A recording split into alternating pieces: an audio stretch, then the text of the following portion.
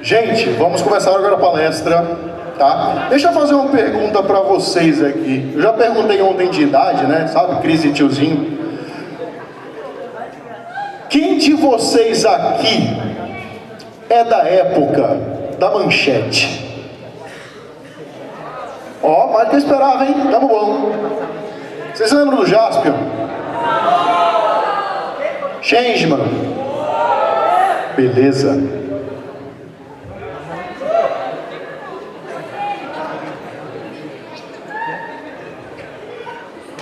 Vocês lembram do Murilo Faria da Costa?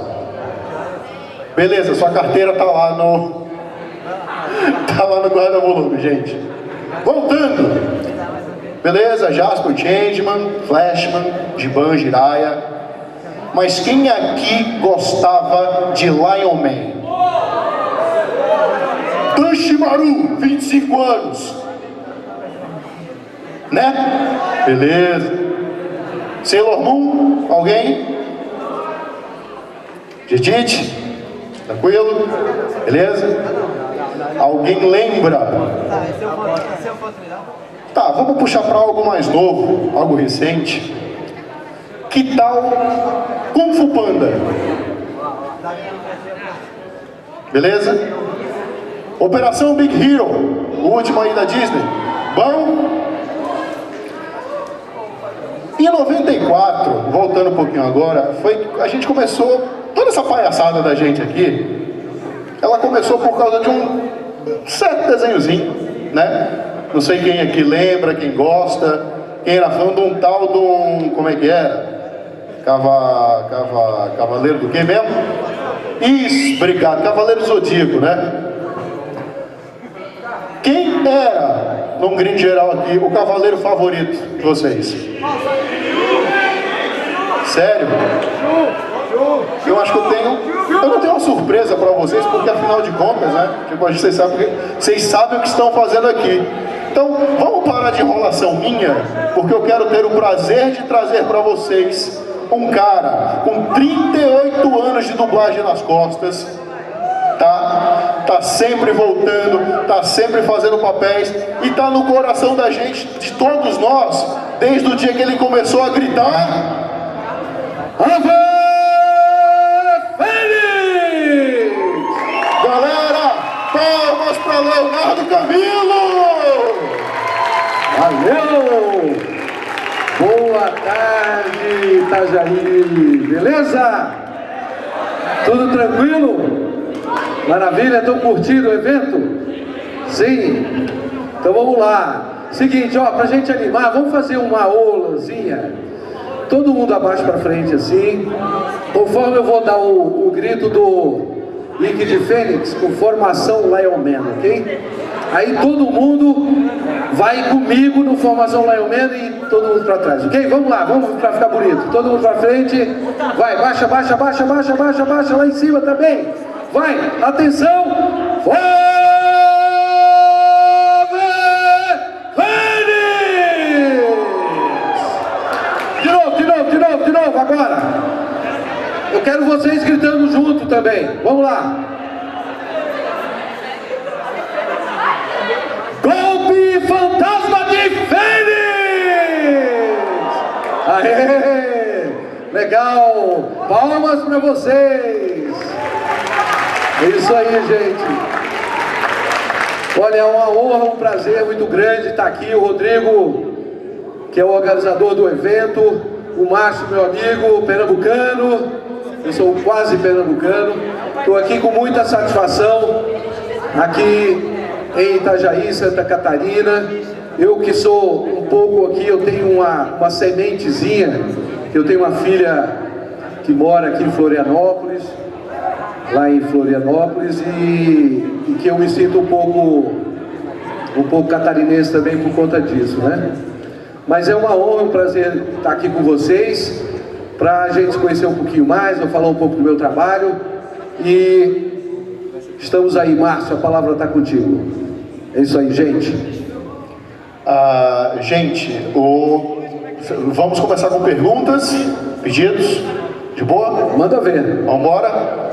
Quem tiver pergunta para fazer, levanta a mãozinha que o Orochi chega. Opa! Pra melhor ainda, o Cabum.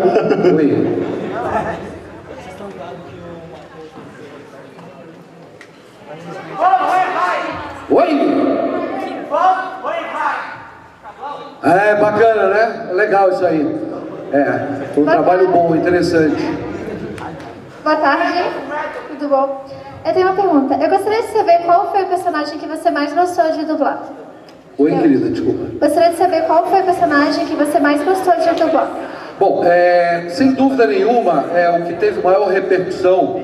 Portanto, é o personagem que, não só o personagem como a série em si, que tirou a dublagem dos estúdios, né?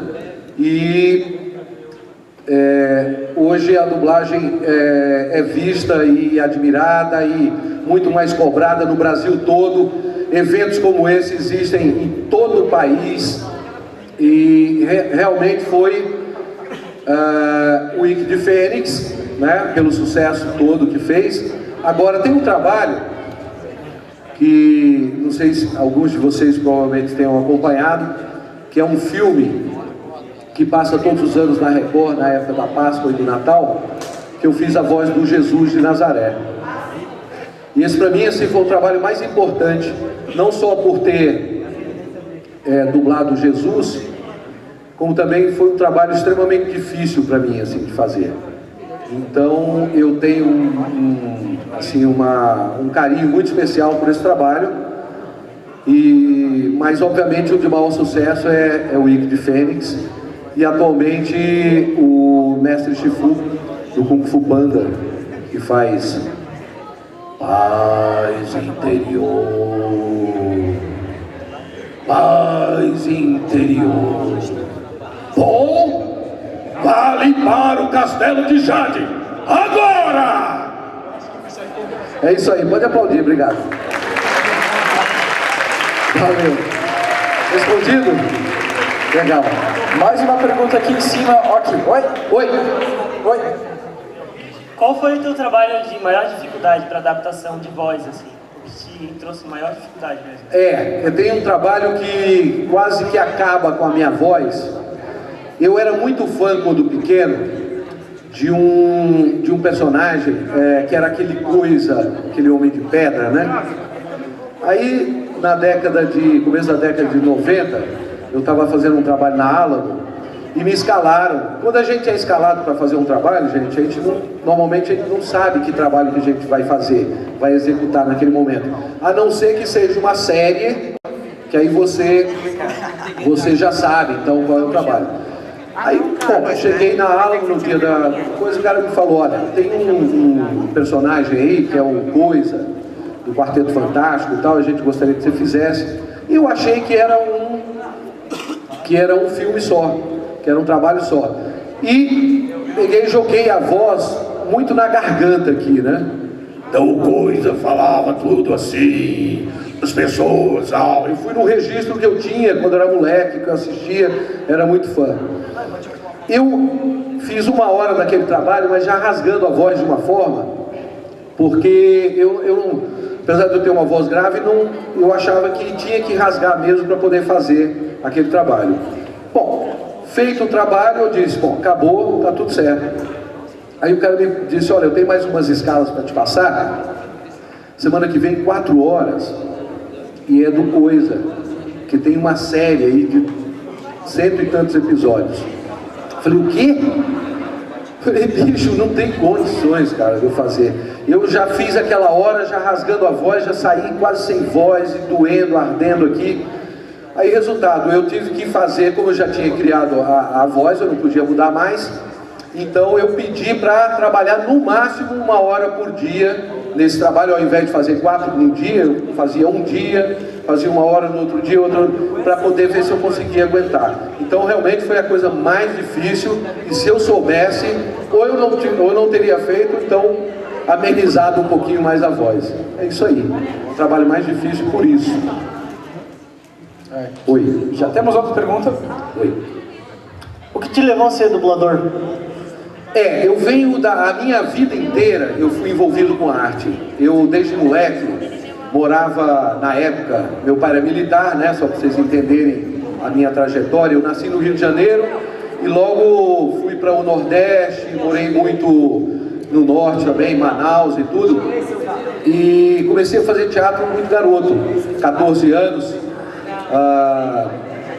E fui paralelo aos estudos, fui fazendo, fui embora depois para o Rio de Janeiro, fiquei um tempo lá.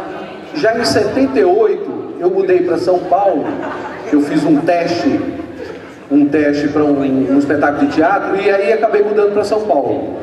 Lá é natural que o ator, ele, principalmente quando você está batalhando no início da tua carreira, você procura televisão, procura cinema, procura teatro. E a dublagem aconteceu assim, eu estava um dia na Tupi, na extinta Tupi, vocês devem ter ouvido falar dessa televisão, fez uma grande televisão do Brasil, e já estava praticamente fechando naquela época, e eu estava lá fazendo alguma coisa num programa de humor, e aí um colega meu falou, olha, estão fazendo uma escolinha, na época não tinha cursos, nada, a escolinha, você ia para lá e ficava assistindo as pessoas fazendo, e aí você ia aprendendo ou não, enfim, não tinha ninguém te ensinando nada. E aí eu tive essa experiência e gostei. E só que um ano antes, quando eu estava no Rio de Janeiro, também nessa batalha toda, eu estive na Peri Filmes e fiz uma participação num filme só para entender como é que era a história. Mas aí em 78 comecei então, aos poucos, paralelo a uma novela que eu fazia na Bandeirantes e ao teatro também. E eu meio que dividia meu tempo entre as três atividades.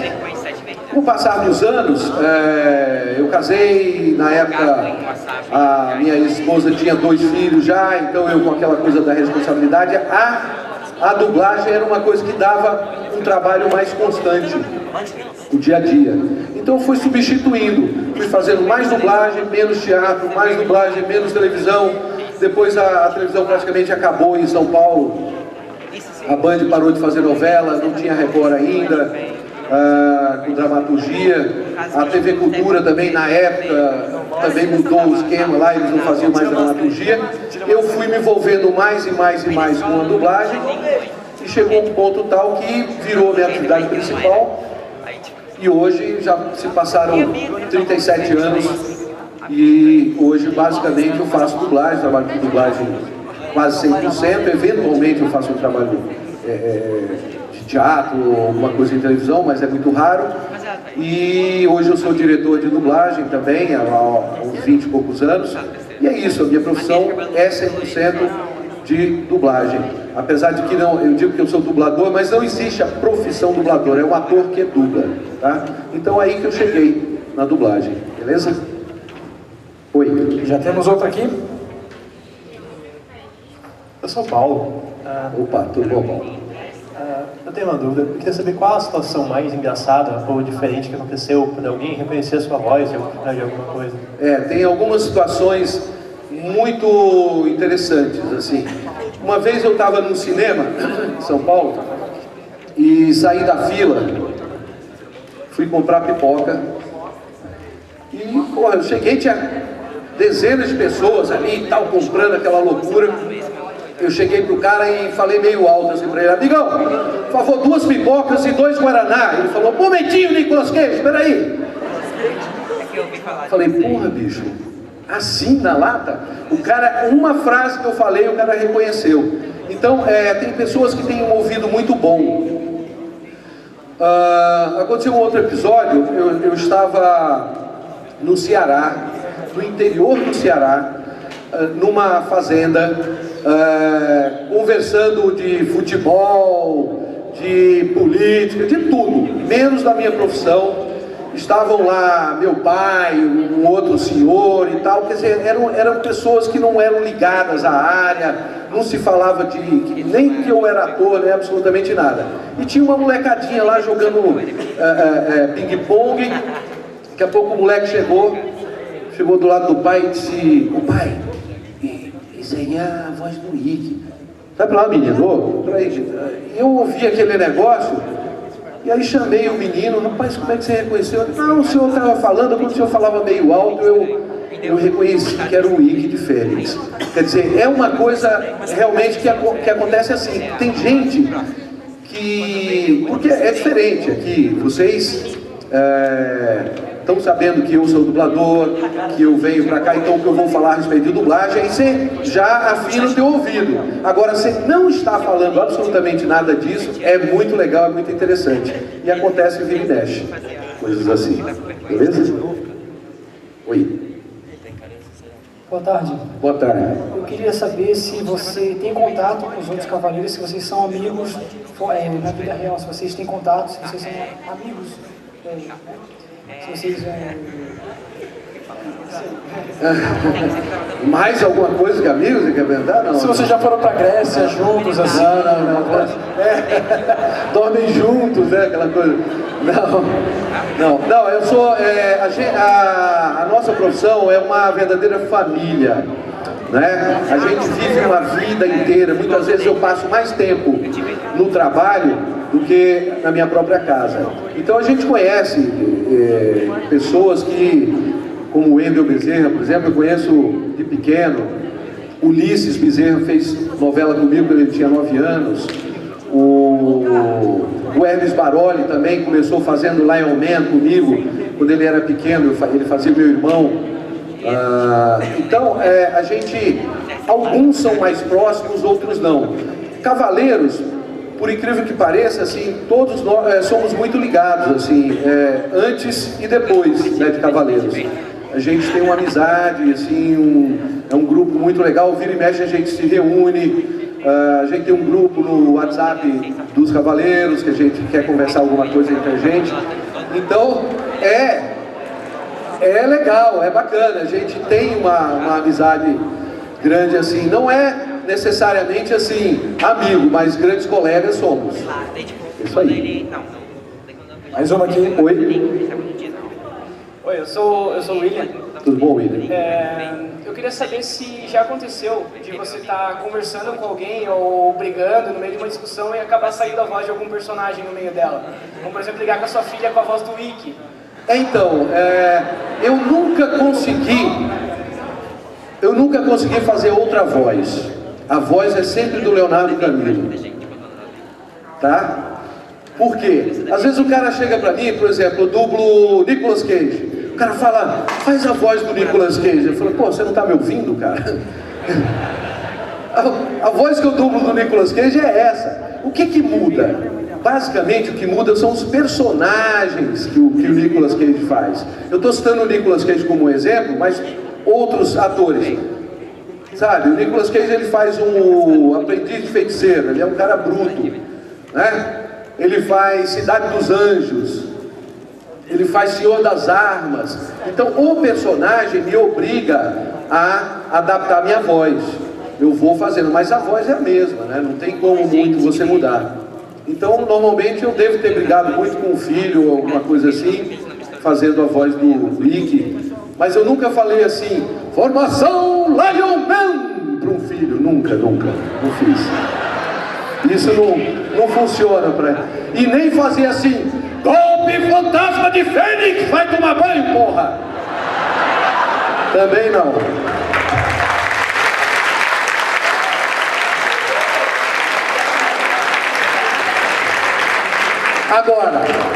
Agora, eu tenho um filhinho, aliás, todos os meus filhos, já tenho um filho grande, e minha maior produção, né, foram filhos, eu tenho 4. Eu tenho filho grande, tenho filho médio, assim, mais ou menos, de 13 anos, e um que vai fazer 3 anos agora. E todos eles acompanharam a minha carreira. O mais velho de todos era fã do Ike. Ele levava os amiguinhos da escola e falava, ô pai, faz pra ele aí o Ike. Alves Félix! Aí o garoto olhava pra mim, parece, mas não é não. Parece. E ia embora. Eles não acreditavam. Mas aí o filhinho, todos eles passaram por essa fase. Eu acredito que muitos de vocês aqui devem ter curtido, e alguns até ainda curtem. Então, Dá uma fechadinha nos olhos, todo mundo. Não é pegadinha não, pode fechar os olhos que não vai acontecer nada, nem espirrar água, nem coisa nenhuma. Atenção, hein? E aí, conforme vocês vão reconhecendo, eu quero que vocês me ajudem. Vamos lá, atenção, fecha o olho. Amo você, você me ama. Somos uma família feliz. Com um forte abraço te direi. Meu carinho é pra vocês. Eu amo vocês. Tchau, tchau, tchau.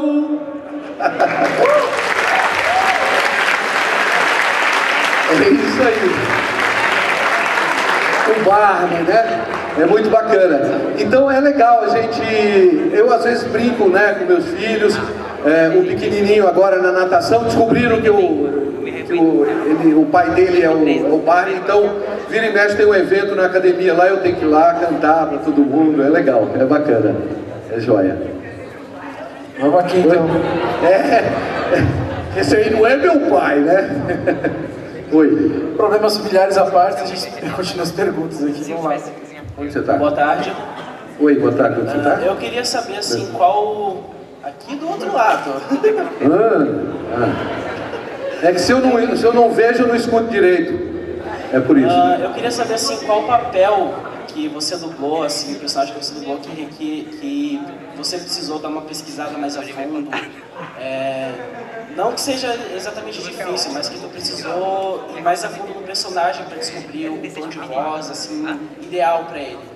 Então, aquele personagem que eu te falei no começo, Jesus, teve uma particularidade. Mas antes de eu responder exatamente e falar do como que eu fiz com Jesus de Nazaré, eu vou explicar uma coisa para vocês. Na dublagem, quando você é convocado como ator para dublar, como dublador, existe um diretor de estúdio, um cara que, esse cara sim, ele como diretor, ele precisa ver o trabalho, ele precisa assistir obrigatoriamente o trabalho para adaptar texto, para entender a história, para poder conseguir dirigir aquilo. Então o que acontece? Eu sou escalado como dublador para fazer um trabalho, eu não sei o que é.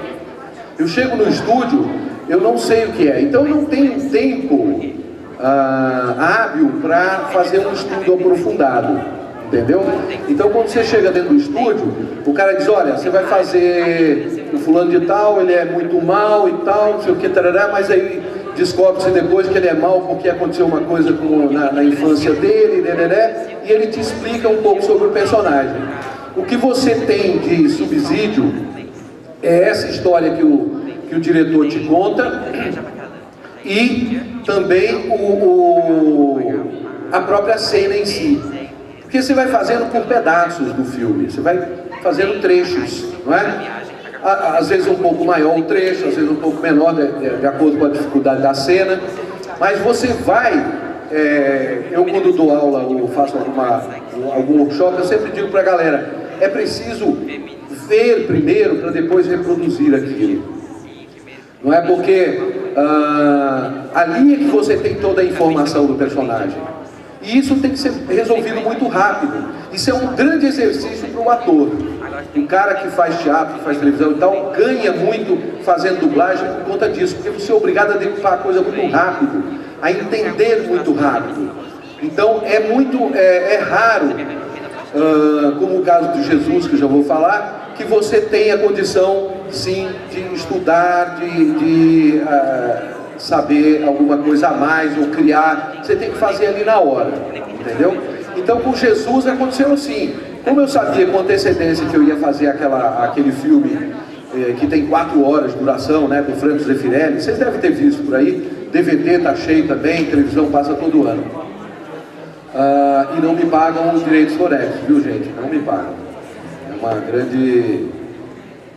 uma grande sacanagem, mas acontece. Bom, então ali eu pedi para o dono da...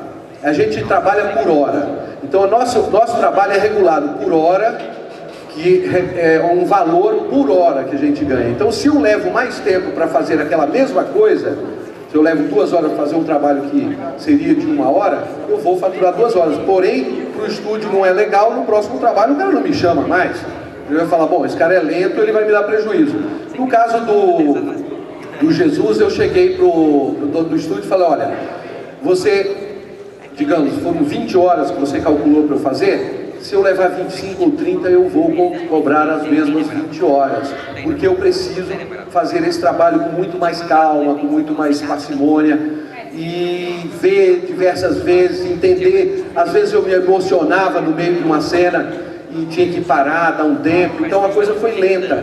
Foi onde eu acho que eu fiz o maior trabalho da minha vida, como dublador, como ator, que eu me satisfiz fazendo, e onde eu tive a oportunidade de fazer isso por conta do que eu pedi para o diretor, o dono do estúdio.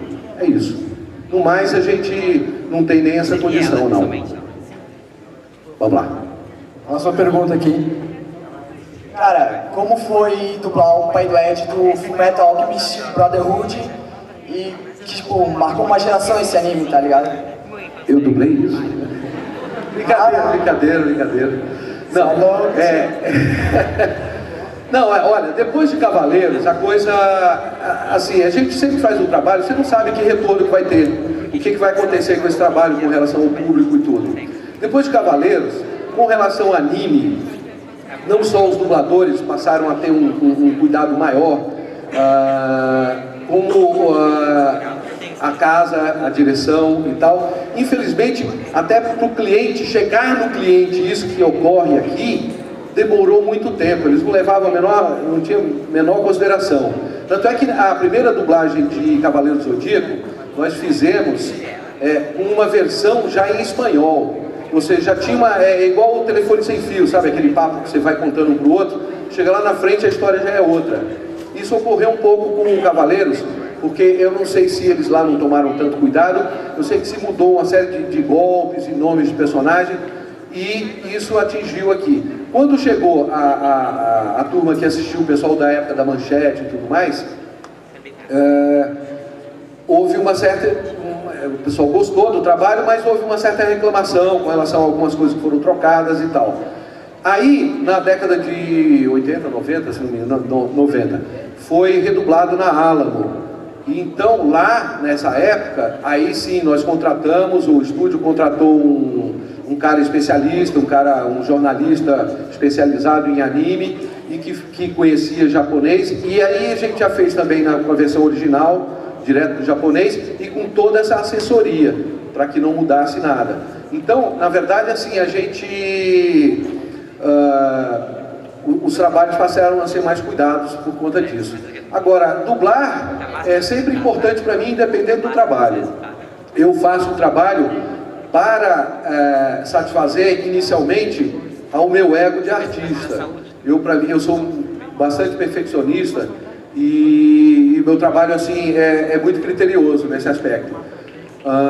Então, para mim foi um trabalho a mais, mesmo sabendo que a visibilidade dos animes é muito maior, porque não existe, que eu saiba, no país, movimentos em relação a anime, como existe nos eventos que existem, que tem espalhados por todo o país.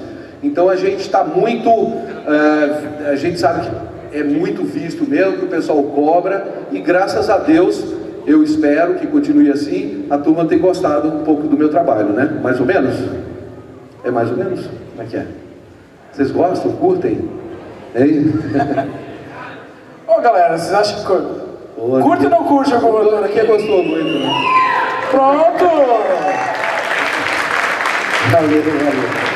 Obrigado. Oi. Tem mais uma pergunta aqui então? Oi. Vai lá, Sassi.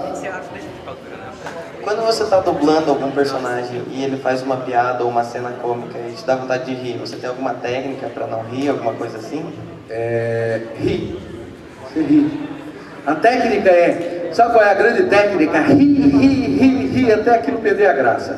Mas já aconteceu da gente... eu estava fazendo um filme numa época que já passou, hoje em dia a gente não trabalha mais assim. Trabalhava mais de um dublador ao mesmo tempo na estante, no mesmo microfone. Porque antigamente, tecnicamente, era impossível você fazer tudo separadinho. Você imagina um personagem, um filme com 60 personagens. Então você tinha que fazer 3 aqui, 2, mais 5, mais tal. Tinha que juntar porque não tinha pistas para gravar. Era no máximo 4 pistas. Aliás, eu comecei a dublar em 78 quando era uma pista só, quer dizer, uma banda só de gravação. Então você tinha que realmente juntar o grupo para conseguir realizar aquele trabalho. E aí estava eu e o Wendel na estante, e aí de repente era uma cena onde o cara olhava uma foto, era a namorada, e na outra era a avó dele. A primeira era a avó, e ele dizia, olha, essa aqui é minha avó, e essa aqui é a minha namorada. Aí tá bom, e aí eu disse, poxa, que legal, então elas são parecidas, sua avó é muito bonita também, alguma coisa assim, eu não lembro mais do texto. Mas sei que, de repente, gravando, aí ele trocou o texto na hora. Ele apontou para a velhinha e falou assim, essa aqui é minha namorada e essa aqui é minha avó. Eu rachei o bico e não conseguia mais fazer. Toda vez que a gente ia fazer o certo, eu dava risada. E aí isso ficou durante um tempo, a diretora ficou brava com a gente. Bota pro final esse negócio. Pronto, aí pulou aquele trecho, fomos fazendo, porque a gente não conseguia parar. A tal da técnica de ficar rindo não deu certo, porque quanto mais a gente, sabe, ou eu ria ou o Wendel ria, ou eu ria ou o Wendel ria. Então a gente colocou lá pro final, e aí a gente concentrou e acabou conseguindo fazer. Mas não tem uma técnica, né? Se é engraçado, é engraçado. Kick-Ass, sabe aquele que é um programa que a galera faz coisas absurdas, e aquilo lá, eu achava o bico. Eu dublei um tempo aquele trabalho, a gente morria de rir, então atrapalhava, fazia de novo, é assim que funciona. Como a gente não está ao vivo, né, então pode ter essas coisas, acontecem coisas dentro do estúdio, a gente refaz, é normal, não tem problema nenhum. Oi. Aqui. De novo. Oi. Olá. Oi, tudo bem? Tudo bem. Eu gostaria de saber como que funciona nesse mundo da dublagem, assim, a questão da escala de vocês. Você falou que você é escalado para fazer um filme e para dublar um filme. Hoje, com tantos tempos de carreira, você pode dizer não a alguma coisa? Como que funciona? Alguém fica bravo se você não quero fazer esse trabalho, quero fazer um outro? Qual que é a prioridade que você dá para o seu trabalho? Certo. Boa pergunta. Muito boa. É assim, a coisa funciona com algumas prioridades, conforme você citou. Quando se trata de série, você é fixo de uma série, você não pode ficar repetidamente dizendo não, porque senão você vai prejudicar, porque o estúdio tem tempo para terminar aquele trabalho e produzir, ir para frente e tal. A série é uma coisa dinâmica. Então você sabe que ali você deverá abrir mão de alguma outra coisa que não seja fixa para fazer aquele trabalho. É a única obrigatoriedade que você tem, entende? Mas eu não tenho nenhuma obrigação, como eu sou escalado hoje, tem mais de 20 estúdios em São Paulo, alguns eu me dou o luxo de não querer ir, porque é lá longe, é muito longe, eu não quero ir lá mais, entende? Então, eu não aceito, eu estou ocupado. A palavrinha mágica, estou ocupado, é maravilhosa, entendeu? Não que você vai estar na praia, entende? Essa semana eu vou sair daqui, eu vou direto para Recife, que eu tenho um evento só no final de semana que vem, mas eu aproveitei vou pegar minha mulher em São Paulo, vou para Recife, ficar uma semaninha lá. O que eu faço? Eu me programo, eu aviso com antecedência nos estúdios que eu tenho fixo, tá? E aí eles vão se programar. Ou eu adianto aquilo que eu tenho que fazer, que eu deveria fazer naquela semana, ou ele consegue jogar para frente. É assim que funciona. Com relação a dizer não, é normal, porque se eu estou com a minha agenda lotada, aí eu digo, bom, eu não posso até terça-feira, você tem quarta-feira, quinta-feira. Aí o cara diz, não, mas eu não posso chegar até lá. Então desculpa, eu não vou poder fazer. É assim, é normal, funciona assim. E você vai fechando as suas escalas. Normalmente os estúdios trabalham das 8 da manhã às 10 da noite, não é? Eu, como diretor, trabalho essas 12, 13 horas por dia. E faço meus fixos fora. Então muitas vezes eu tenho direção de uma novela turca que eu estou dirigindo agora, que vai estrear na Band. não assistam, é uma merda. Mas é um trabalho que é pago igual, entendeu? É muito ruim, é muito ruim. Mas é um trabalho, é mercado, né, que vem pra cá e tudo mais. Mas assim, eu então vou me agendando, eu tenho alguns fixos em outras casas, eu normalmente peço um prazinho maior para aceitar a escala, e aí vou agendando, chego com o pessoal do programa, olha, hoje quinta-feira que vem eu só vou poder ir até as 8 da noite, aí faço das 8 às 10 no outro lugar. É assim que funciona, você vai ajeitando, entendeu? Você não pode assim dispor, pegar uma série, e aí, para aquele trabalho, como você sabe que é teu, que é fixo, aí você ficar pegando outras coisas em detrimento daquele, que aí eu acho que é falta de profissionalismo e tal, e acontece, mas não é legal. Mas é assim que funciona, beleza? Valeu. A gente imagina a pressão que você sofre, tô bem na tua frente aqui, ó. Oi? Você muda de lugar pra caramba, hein, bicho? O poder teleporte é onipresença. Vai ficar igual a mim, magrinho, assim. Ah, olha. Então é o caminho, né? Vou fazer a liga já dos barrigudinhos. Então, mais uma pergunta aqui. Mas assim, ó, pressão é uma coisa que todos os dubladores que a gente já trouxe aqui para entrevistar, não só no Maquê, mas em Santa Catarina, todos eles relatam os casos que hoje, como eles estão exigindo. E muitas vezes os nomes que acabam repetindo, exatamente por esse know-how que vocês têm, né? 37 anos de casa não é qualquer coisa. Sim, sem dúvida, sem dúvida. E assim, você tem que respeitar o tempo de cada um, os compromissos de todo mundo, entende? Tem estúdio que eu resolvi não trabalhar mais por conta disso. Cara, eu peguei um fixo, aí o sujeito me ligava e dizia, olha, amanhã você tem uma escala aqui das 9 às 10. Eu falo, não, querido, eu não tenho uma escala aí das 9 às 10, porque eu tenho num outro lugar. Não, mas é fixo. Eu falo, dane-se que é fixo, pô, sabe?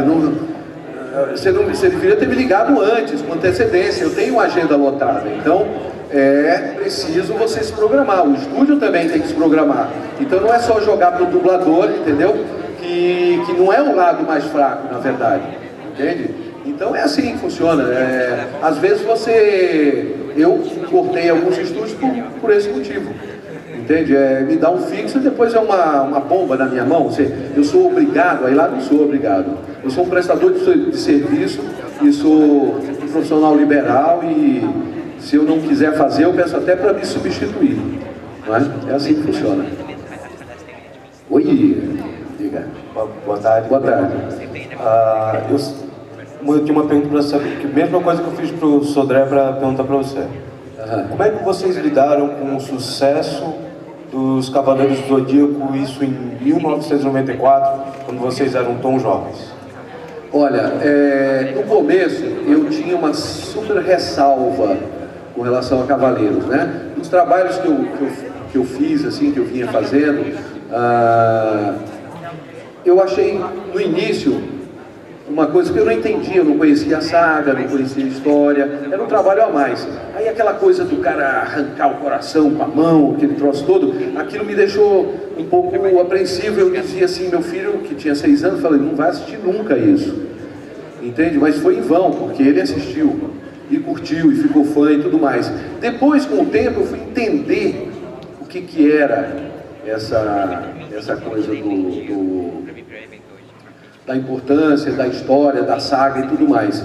Mas eu tinha assim, tanto é que a minha primeira entrevista que eu dei para a revista Herói, na época, eu falava justamente isso, e eu achava muito violento e tudo mais. Então, quer dizer, e a gente também não tinha dimensão disso. A gente não sabia que ia chegar 20 anos depois que Cavaleiros ia ser o clássico e essa coisa toda que leva a gente a falar sobre dublagem do Brasil todo. Então, realmente existe um divisor de águas antes de Cavaleiros e depois de Cavaleiros. Com todos os trabalhos que a dublagem vem desde a década de 50, 40, já tinha no Brasil, quando começou a vir os filmes americanos, já começaram a ter as dubladoras, realmente a dublagem saiu do estúdio, o dublador saiu do estúdio depois do Cavaleiro do Zodíaco. Com o advento do Cavaleiros, do sucesso do Cavaleiros, começou a pipocar, tinha um eventinho aqui em São Paulo, aí tinha um ali em Guarulhos, aí tal, aí começou a pipocar um ali nas capitais, daqui a pouco cidades menores, daqui a pouco o Brasil inteiro. Tem cidades que tem 3, 4 eventos por ano, quer dizer, é uma loucura, e isso vai crescendo a cada ano, entendeu? Então, na verdade, o que a gente cai a ficha? O artista, ele tem que ter o retorno do seu trabalho para ele ter um parâmetro do que ele está fazendo. Então, poxa, para mim é um prazer, uma satisfação enorme, assim, uma coisa muito legal fazer parte desse grupo dos Cavaleiros e estar aqui hoje falando para vocês, com pessoas que cresceram curtindo o meu trabalho. Eu sou extremamente grato, eu tenho um profundo respeito por todos aqueles que curtem a dublagem, que acompanham, que muitas vezes sabem mais do meu trabalho do que eu próprio. Porque, como eu estava falando para o Márcio agora, a gente faz muita coisa no dia a dia e durante os anos. Então, muitas vezes você que curte anime, você que gosta dessa área, então você sabe, ele fez o Ryuma, ele fez isso, aquilo, o Danjumaru, o outro ali, e eu às vezes não lembro, entende? Então é muito bacana, você tem que respeitar, você tem que tirar o chapéu para essa turma, para vocês, e eu sempre que vou aos eventos eu digo um grande aplauso para vocês, que vocês merecem. Porque, de fato, é uma grande verdade. A dublagem, por conseguinte, ela vem melhorando. Porque hoje o cliente, ele já entendeu, o cara que é o dono do filme lá nos Estados Unidos, ele já entendeu que existe esse movimento todo no Brasil. Então ele tem muito mais respeito, eles procuram...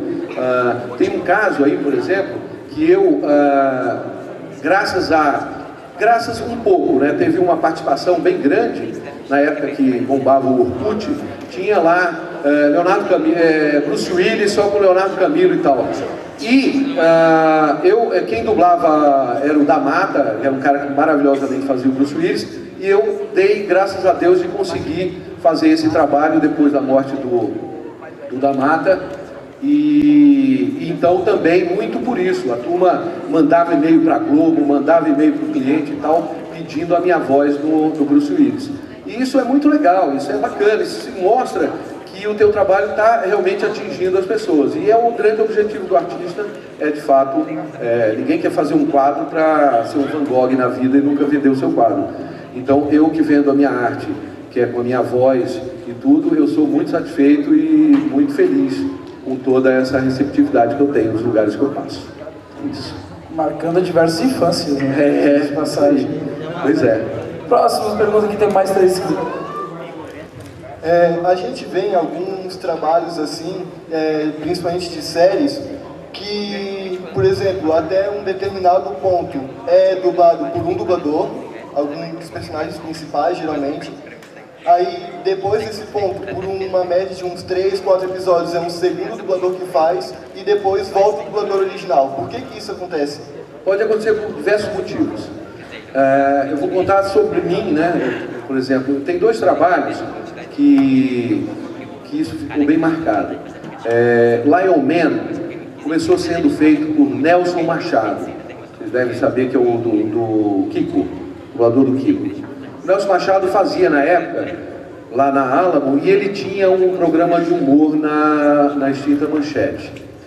E por força de contrato, ele tinha que estar no Rio de quinta a domingo, uma coisa assim. E aí bateu naquela história lá que alguém me perguntou sobre essa história de você ter o direito, que ela me perguntou, sobre ter o direito de dizer não ou sim e tal. Mas aí chegou um ponto que começou a bater de frente, quer dizer, o trabalho aqui tinha que continuar, e ele tinha que ir para o Rio de Janeiro. Então acho que, se não me engano, ele fez 5 ou 9 episódios, e aí a partir daí eu fiz um teste, como outras pessoas também fizeram um teste, e é bom dizer que o Nelson Machado sabia disso, porque é antiético você pegar o trabalho de um colega sem ele saber, e aí então a partir daí, por exemplo, fui eu que fiz. Aí um outro trabalho que eu comecei, que era o Ryuma de... Não, Yu-Gi-Oh! Yu-Gi-Oh! Qual é o Yu-Gi-Oh! que eu fiz? Vocês lembram? É o Churato, né? Exato. E eu adoeci. Eu acho que eu fiz 5 episódios também, uma coisa assim, da série. E se eu soubesse que ia durar tanto, eu juro que não tinha adoecido, bicho. Também. Adoeci, fazer o quê? Aí eu tive que sair, né? Fiquei um tempo fora. Tive que até me afastar, sair de São Paulo. E aí, então, continuou com o Luiz Antônio. Tá? Então, ô louco. Que isso? Gostei da sainha, hein? Mas viu, aí, por exemplo, aí um outro trabalho também, o Barney também aconteceu. Eu fiz o Barney no começo, o Dinossauro Roxo. Depois de um tempo, um colega fez, que eu tive que ficar fora um tempo fazendo trabalho. Nessa época foi de teatro. Depois, quando eu voltei, eu retomei a fazer. Então, ocorre isso. Pode ocorrer diversos motivos. Um deles são esses aí que eu te falei. Mas o legal é que continue, né? Às vezes é um desentendimento também do cara com o estúdio, ou muda de estado. Às vezes o trabalho, por exemplo, Lost mesmo. Foi para o Rio de Janeiro, era em São Paulo, foi para o Rio de Janeiro, mudou o elenco praticamente todo. Isso ocorre. É muito chato. O ideal é que você não só faça todos aqueles trabalhos daquela série, como também se respeite com o que a gente chama de boneco. Boneco é aquele ator que você costuma dublar sempre, né? Então, mas às vezes você está ocupado, você não pode fazer naquele momento, entende? Então nem sempre tem um segundo, um terceiro cara que pode fazer aquele trabalho. É assim que funciona. Tem mais? Oi. Qual que foi a sensação de dublar o Wick na Lenda do Santuário 20 anos depois do encerramento da série clássica? Dessa vez, muito mais tesão, né? Muito mais prazer, assim, uma coisa diferente de você simplesmente entrar no estúdio e fazer um trabalho corriqueiro como a gente faz todos os dias.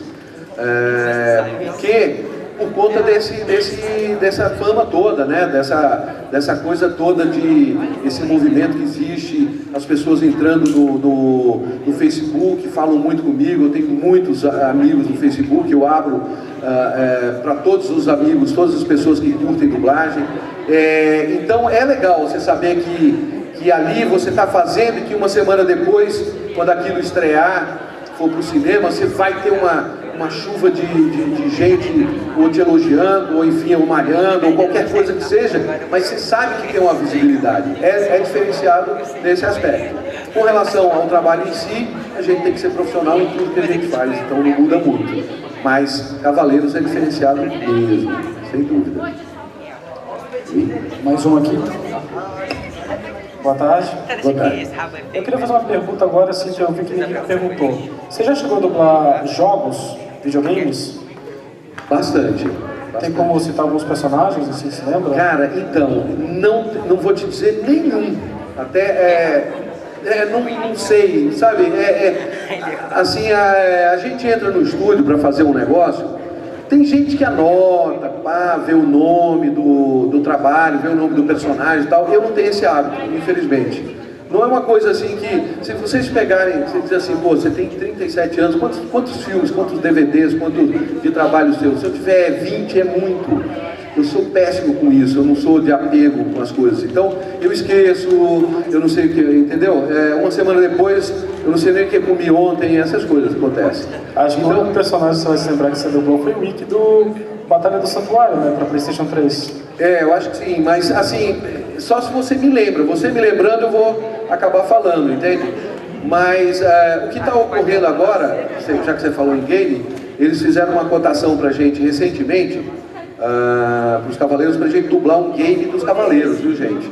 E olha, a gente pediu um cachê, tá? Que fala baixinho, para ninguém escutar lá atrás. A gente está pedindo um cachê e se eles trocarem os personagens que eles não querem pagar o cachê, vocês, mete bronca, tá? Porque aí ajuda a gente, beleza? Porque eles até agora não deram resposta. Porque assim, funciona por arquivo. O que a gente chama de arquivo é cada frasezinha que você fala no game, é um arquivo. Então eles pagam um valor referente àquele arquivo. Nós pedimos aquele valor tradicionalmente pago e mais um cachê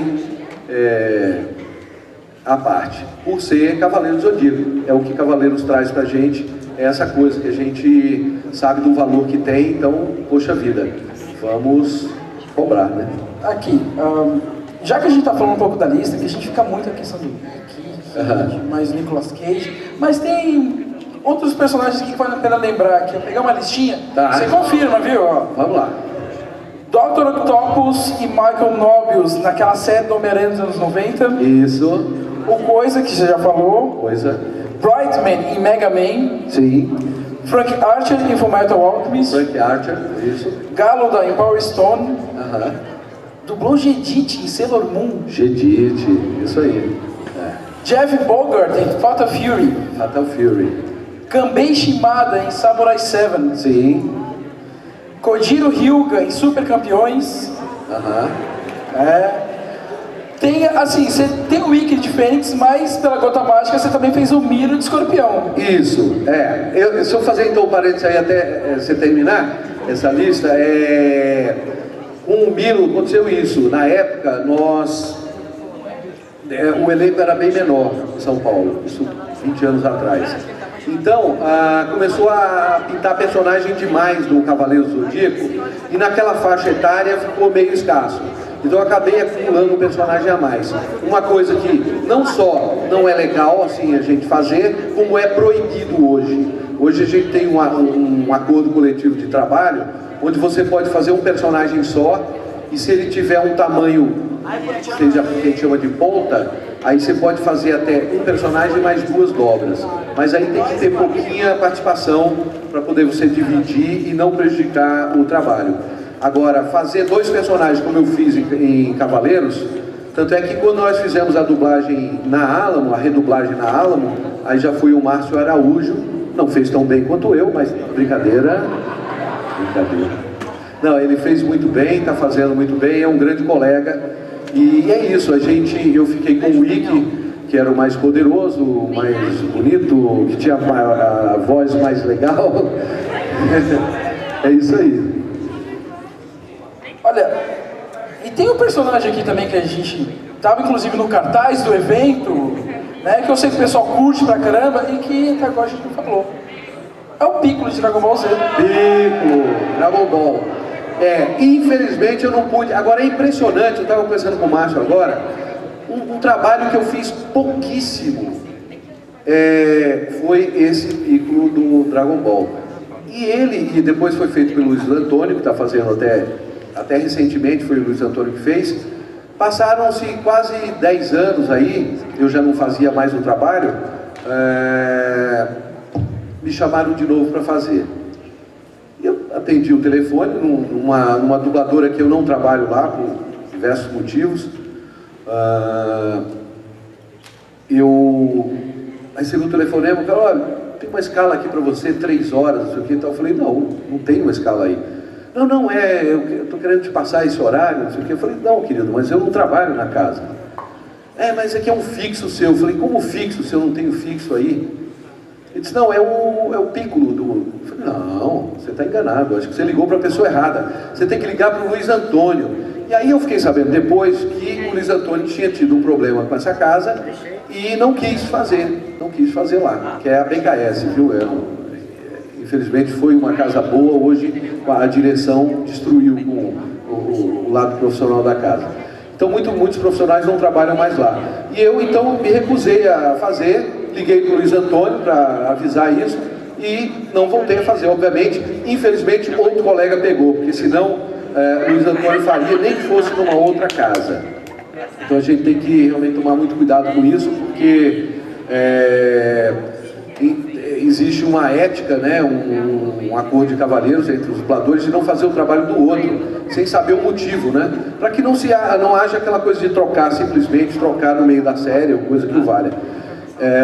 Mas acontece que nem todo mundo tem a ética profissional igual aos outros. Então ocorre e acabou que um outro colega fez também. É isso. Andamos. Aqui, ó. Oi. De novo. Oi. Vamos começar os pedidos, viu? Tá bom. Boa tarde. Boa tarde. Eu queria pedir uma discussão numa fila, no supermercado, entre o Piccolo, esse personagem que tu dubla, e o Ikki, o famoso Ikki. Se tu pode fazer isso pra a gente ver ou ouvir essa cena aqui. Rapaz, isso me fez lembrar um teste que eu fui fazer para entrar na faculdade de teatro. O cara me pegou de surpresa. Como é que é? Ele tá no supermercado, bicho, conversando com o Ikki. É mesmo? E como é que eu faço isso, hein? Um supermercado. Ei, me dá um pão. Não tem pão! Ave Fênix! Vai na padaria! É muito difícil fazer isso aí, é muito difícil. Meu Deus. Não me peçam de novo isso aí, tá? Por favor. Oi. Vai lá, Dart. Então, o pedido que eu tenho, na verdade, é meio que uma piada interna aí de um grupo nosso. Queria que com a voz do Ikki você falasse lava tudo. Lava tudo. Tá sendo gravado, né? Só sendo gravado? Isso. Lava tudo! Não sei se eu estou falando alguma bobagem, né? Lava tudo, é? Bem piada interna mesmo, né? Super interna essa. Detalhe que faz pedido vai embora ainda, melhor cara que tem, cara. Depois vocês ele vai embora, tá vendo? Ficou fez a pergunta e ficou nervoso, Vai ver que pra quem ele falou isso tá aqui, né? Deve ser, né? Você vai explicar, né? Tem explicação isso aí? Tem, não muito boa, mas tem. Ai, eu já tive que já volto aí.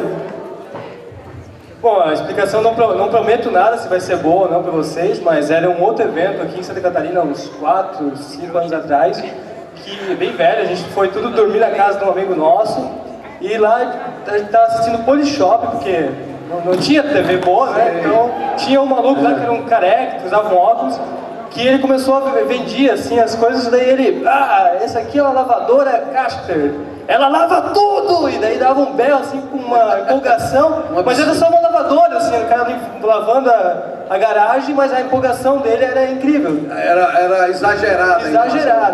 Tá, e esse cara ainda tá na Polishop, qualquer coisa, assim, às vezes é uma cortadora, como é que é? Facas guinso. Batedeira. Bate tudo, ele dá uns corta tudo, corta até prego, não sei o quê. Esse tipo de trabalho é muito louco, porque a gente tem que fazer muito exagerado mesmo, que é venda, né? É venda, esse é um trabalho diferenciado. É muito chato de fazer. O bom de fazer é porque é um cachê. Normalmente é um cachê diferenciado, é a parte do trabalho de dublagem mesmo. Agora, olha, gente, eu sei que tem tempo, o evento tem que continuar. Tem mais pergunta? Tem mais uma aqui. Tá, vamos lá. Pedido? Vamos lá. Boa tarde. Boa tarde. Você poderia, com a voz do Ikki, dizer já vou, mãe? Já vou, mãe? Isso. Ikki! Já vou, mãe!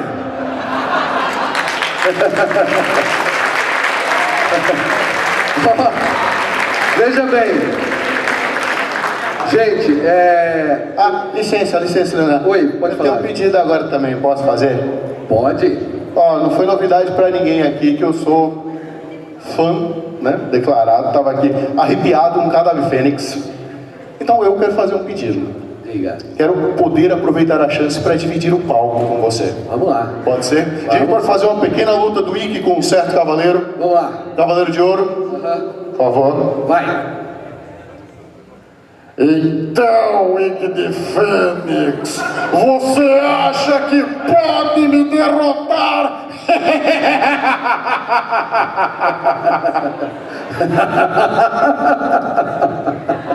Você fala muito parecido com o Maroni, mas você não é o Maroni. Então, morra! Isso não vai acabar tão fácil! Sinta o poder da outra dimensão! Golpe fantasma de Fênix! Isso não foi... Maldito! Morra Ike! Estão vendo? O poder do meu golpe. É isso, amigos. Continuem assistindo Cavaleiros do Zodíaco. Um abraço. Esmeralda!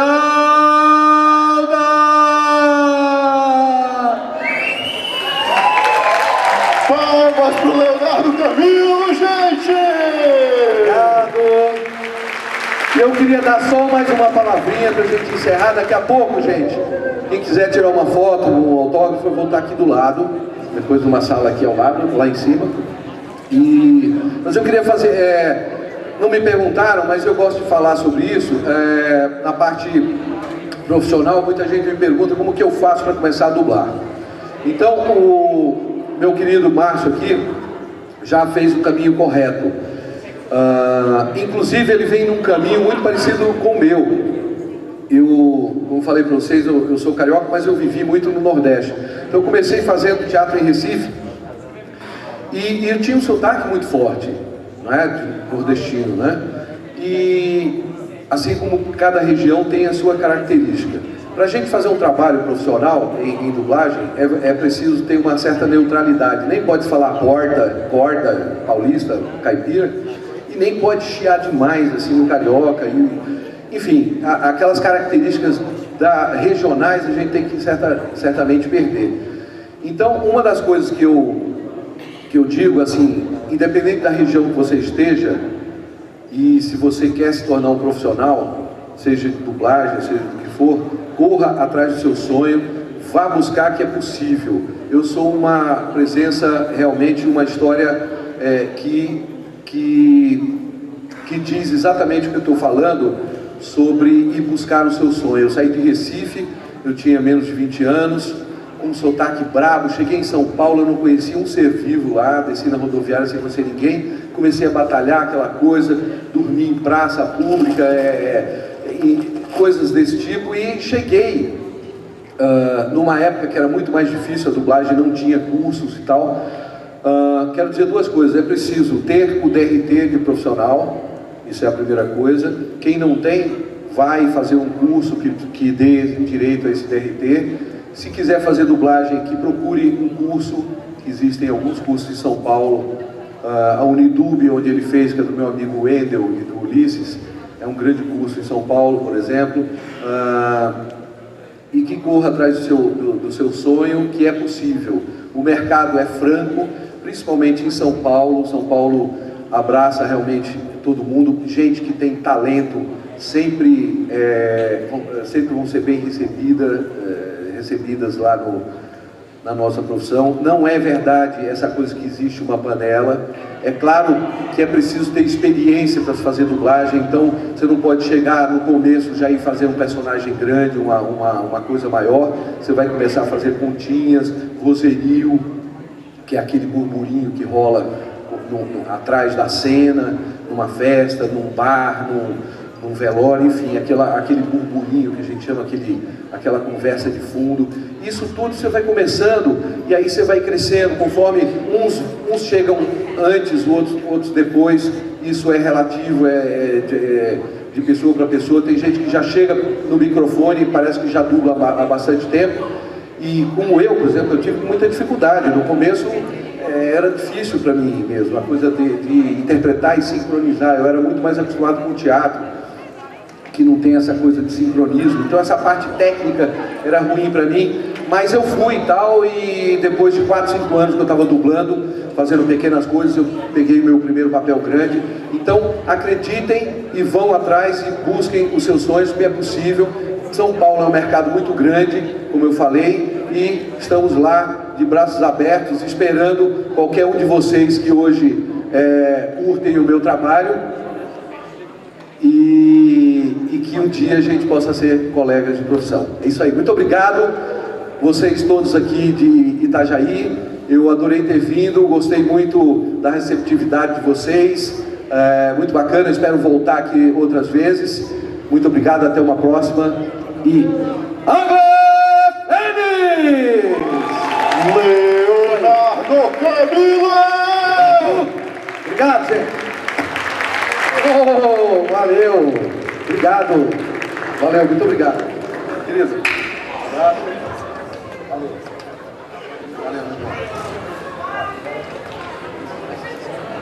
Obrigado, gente. Tchau. A gente já vai fazer uma estrutura direitinho ali para ele, para o Leonardo poder conversar com vocês, trocar, fazer gravações específicas, whatever, se vocês quiserem. Mas tem limites, por favor. De qualquer forma, concurso cosplay daqui a pouco aqui no palco, então também não saio, daí o pessoal já tá acabando vira lá de cima e tá vindo pra cá.